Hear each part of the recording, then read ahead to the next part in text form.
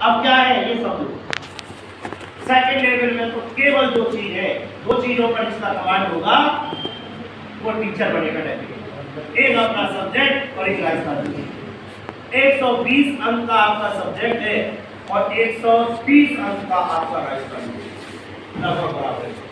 250 अंक आपके जीके और सब्जेक्ट के हैं, जीके और सब्जेक्ट के, और बाकी 50 में सब कुछ हुए। और बाकी 50 मैं तो ये कहता हूँ उस पर ध्यान ही मत दो, वो आप नहीं भी पढ़ोगे तो आप अपने पहले उस नॉलेज के आधार पर 50 में से 20, 25, 30 नंबर निकल जाओ, और पढ़ोगे तो भी 50 में से 50 दिया है। तो सब्जेक्ट कैसे, रीति विज्ञान यानी शिक्षण विधि जो है 20 नंबर की साइकोलॉजी, और 10 नंबर क्या आईसीटी यानी सूचना तकनीक। ये आपका सिलेबस आया सेकंड लेवल वाला। अब सेकंड लेवल वालों के लिए दो ही चीज पढ़ने के लिए आवश्यकता है, सबको का जो करना है राजस्थान जीके सब इंडिया जीके उनको पढ़नी है जो एसएस इनका सब्जेक्ट बनता है, बाकी को नहीं पढ़नी इंडिया जीके, यही तो समझना है। पॉलिटिकल आप यहाँ में अगर पॉलिटी पढ़ा रहा हूँ तो आप में से बहुत सारे स्टूडेंट ऐसे होंगे जिनको पॉलिटी नहीं पढ़नी है।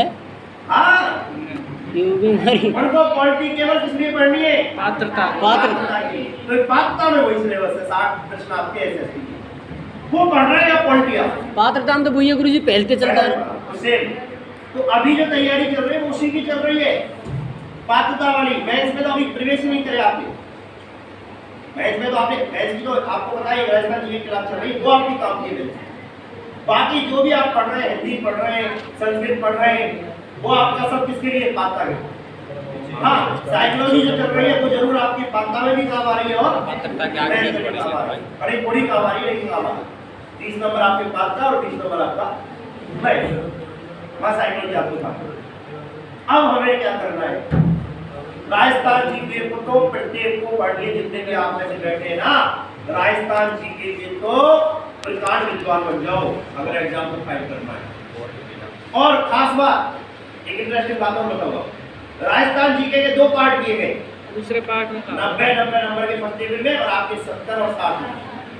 और पहला जो पार्ट है वो केवल ज्योग्राफी हिस्ट्री कल्चर उसी में 70 नंबर, और दूसरा जो 60 नंबर का पार्ट है ना, उसकी तैयारी कोई स्टूडेंट करेगा ही नहीं, इसलिए उसकी तैयारी की आवश्यकता है, क्योंकि वो तो समझ में नहीं आ रहा था कि ऊपर ही आपको जब समरो राजस्थान तो नीचे का बचा 60 नंबर में राजस्थान, ध्यान दें उसमें क्या बचा, उसमें हिस्ट्री हिस्ट्री ज्योग्राफी और कल्चर को छोड़ दो आप। उसके अलावा राजस्थान का बहुत सारा जीके फिर भी बचता है। राजस्थान में कौन क्या कब कैसे, समझ गई बात, वो सारी घटना।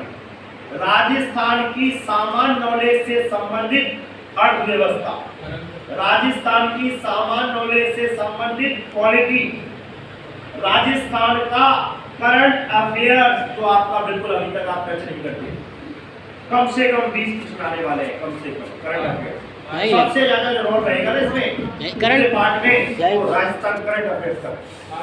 और आरटीई कम से कम 5 कुछ आने वाले हैं। आरटीई का तो पूरा प्रावधान एक डेट आती है, अपनी मेरे पास है, आप चाहोगे तो उसकी फोटोकॉपी करवा करके आप उसमें प्रत्येक आर्टिकल के साथ साथ कौन सी धारा है, धारा के नाम से आती है, धारा कौन सी है, वो प्रत्येक धारा आपको पता होना चाहिए कि बच्चे को बता रहे हैं देने की धारा कौन सी है, 25% सीटों पर प्राइवेट स्कूलों में एडमिशन देने की धारा कौन सी है, वो सारी एक धारा आपको क्या करनी रखनी है। 5 प्रश्न कम से कम आने वाले आर्टिकल। और राजस्थान का शैक्षणिक परिदृश्य, राजस्थान के विश्वविद्यालय, राजस्थान में अब तक में शिक्षा के क्षेत्र में हुए जितने भी नवाचार, जितनी भी योजना जो राजस्थान स्कूल में चल रही है, राजस्थान शिक्षा एजुकेशन में चल रही है, वो सारी और ये ऐसा फील्ड है जो अमूमन स्टूडेंट अभी भी क्या करेगा गलती, हिस्ट्री कल्चर पढ़ेगा, ज्योग्राफी पढ़ेगा। हिस्ट्री कल्चर ज्योग्राफी पढ़ने के बावजूद भी आप केवल 70 अंक के प्रश्न याद करोगे, सही करोगे, 60 अंक आपके अभी भी नहीं। इसलिए राजस्थान का जो जनरल नॉलेज है वो भी आपको करना होगा। तो पहली चीज तो करंट अफेयर्स की तैयारी आज से शुरू कर दो। अखबार रोजाना आता है, उसमें ना तो हमें इंटरनेशनल करंट अफेयर्स लिखना है, इंटरनेशनल लिखना है, लेकिन राजस्थान से संबंधित कोई भी बात आती है उसे तुरंत अपनी कॉपी में लिखना है। किसको कौन सा पुरस्कार मिला राजस्थान के व्यक्तियों को? अभी आपको पता है पद्म पुरस्कार मिले, उनमें कितने व्यक्तियों को राजस्थान को मिला? मैं आपको ये भी बता सकता हूँ कौन से कहाँ से पुरस्कार आएगा, तैयारी तो आप करो, तैयारी आप कभी मैं ऐसा बता दूंगा आपको। तो इस बार जो सिलेबस आया है उसमें मैं आपको यकीन के साथ कह रहा हूँ, जो आपका कॉम्पिटिशन है वो नए स्टूडेंट के साथ है ही नहीं, अनुभवी आपको मारेंगे। अनुभवी कौन से अनुभवी? Second grade, RS, second grade, first grade, first grade की तैयारी कर, तो वो उस सिलेबस से निकल चुके हैं। आपने ये सिलेबस कभी नहीं पढ़ा, आप तो पात्रता में जी रहे थे अभी, और अभी भी पात्रता में जी रहे बहुत सारे। उनको तो ये लग रहा है पात्रता ही हमारी टीचर बनने का सपना है, हो जाएगा इसी से। पात्रता केवल एक आपका मैच तक पहुंचने का जरिया है, जो आपका सिलेक्शन होगा वो मैच की मेरिट के आधार पर होगा।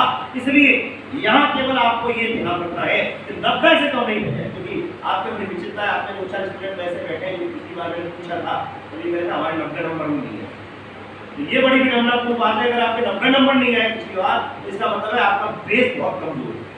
और नहीं तो मैं ये मान के चल रहा हूँ, अगर आप पिछली बार तैयारी भी नहीं करते तो भी आपके बिना तैयारी के अगर जरा सामान्य सी जानकारी आप रखते तो भी 90 नंबर आते, क्योंकि पेपर का लेवल आपने देखा होगा बहुत सरल, इसलिए बात। तो वहाँ आपको 90 नंबर के लिए आपको ध्यान रखना है, क्योंकि नेगेटिव मार्किंग नहीं होती तो 90 नंबर आना मुझे नहीं लग रहा बहुत ज़्यादा टफ काम है, लेकिन यह नेगेटिव मार्किंग भी होगी, एक क्या है हम नहीं कटेंगे। और आपको पता है कि अगर आप पूरे करने की कोशिश करोगे माइनस नीचे आ जाएगा, ठीक है। अब प्रश्न दूसरा सबसे महत्वपूर्ण प्रश्न है, ताकि तो हमें समझ में आ गया कि राजस्थान जीके हम सबको पढ़नी है, और उसी के अकॉर्डिंग हम क्लासेस भी इसमें ऐड करेंगे। एक आपकी क्लास चली रही है राजस्थान हिस्ट्री कल्चर, वो आपका वो आधा पार्ट वहाँ से कवर हो रहा है, और उसके बाद में आपका चल रहा है राजस्थान का ज्योग्राफी क्लास हम चालू करेंगे। तो आपका 70 नंबर का पैटर्न क्लियर होगा, कितने नंबर का, और जो 60 नंबर का जो राजस्थान का रखा हुआ है वो मैं आपको करवाऊंगा राजस्थान के जो इकोनॉमिक पैटर्न है, राजस्थान की जो पॉलिटी से संबंधित क्वेश्चन है, राजस्थान में कौन क्या कब कैसे पूछने हैं, और राजस्थान का जो करंट अफेयर्स है तो समय समय पर जैसे जैसे क्लास चलेगी मैं करवाऊंगा, और तैयार नोट्स भी आपके लिए तैयार करूंगा, लेकिन तैयार पढ़ना आपको बिल्कुल। आपको इतनी अच्छी सामग्री में उपलब्ध करा दूंगा कि आप ये यकीन करा, क्योंकि ये किस प्रक्रिया से गुजरे, ये सारी चीजें हमने पढ़ी, तो आपको ये मैं हमारे व्यू तैयार हो जाता है कि वास्तव में क्वेश्चन एग्जामिनर काफी देगा। जैसे मैंने आपको आरटी, तो आरटी बहुत महत्वपूर्ण है। शैक्षणिक परिदृश्य में क्योंकि हम शिक्षा जगत से जुड़े हुए हैं, तो हमें ये पता है कि इस समय राजस्थान में कौन कौन सी स्कीम चल रही है। शिक्षा के क्षेत्र मिड डे मील है, फ्री साइकिल वाली योजना है ना, गांधी पुरस्कार योजना है। शैक्षणिक परिदृश्य का मतलब ये होता है जो भी शिक्षा जगत के क्षेत्र में योजनाएं चल रही है वो सारे का सारा इसमें आएगा। तो वो सारी चीजें मैं आपको करवाऊंगा 60 नंबर का पूरा, और 60 नंबर ऐसा करवाऊंगा कि आप ये कहोगे साहब ये मैटर, ऐसा मैटर आपको दे दूंगा कि वो सफिशिएंट है, आप उसको पढ़ें, आपको मजा आएगा, और आप लगेगा आपको बिना सीधे प्रश्न है उसको शुरू करें। तीसरा जो आपका सबसे महत्वपूर्ण अगला जो प्रश्न उपस्थित हुआ कि साहब सब्जेक्ट आप सबका एक नहीं हो सकता, एक चीज को ध्यान रखो। अब सब्जेक्ट सबका कैसे बनेगा? सब्जेक्ट आपका बनेगा बीए के सब्जेक्ट के आधार पर। जिसका बीए में हिंदी है उसका हिंदी सब्जेक्ट बनेगा, और उसके लिए हिंदी के 120 प्रश्न आएंगे, 120 अंक 60 प्रश्न। कितने अंक होंगे? 120 अंक के 60 प्रश्न आएंगे हिंदी के, जिसके बीए में हिंदी है। जिसके बीए में संस्कृत है उसके 120 अंक के प्रश्न संस्कृत के आएंगे। अब आपका सब्जेक्ट कैसे बनेगा? 3 सब्जेक्ट होते हैं आपके बीए। अब किसी के पास हिंदी भी है, और किसी के पास संस्कृत भी है, और किसी के पास में मान लीजिए भूगोल है, उसका सब्जेक्ट बनेगा या तो हिंदी या संस्कृत, एसएसटी सब्जेक्ट नहीं बनेगा। जिसके पास में भूगोल है और राजनीति विज्ञान और आपका इतिहास और इकोनॉमिक्स यानी अर्थशास्त्र, इनमें से कोई भी 2 सब्जेक्ट हैं, 2 होने चाहिए कम से कम। कितने? उनका बनेगा एसएसटी, जैसा कि सेकंड ग्रेड में बनता। उनका क्या बनेगा? और उनके लिए ही मेरी ये संविधान वाली क्लास कारगर है। मेंस के लिए, पात्ता के लिए तो सबके लिए कारगर, मेंस के लिए, ठीक है।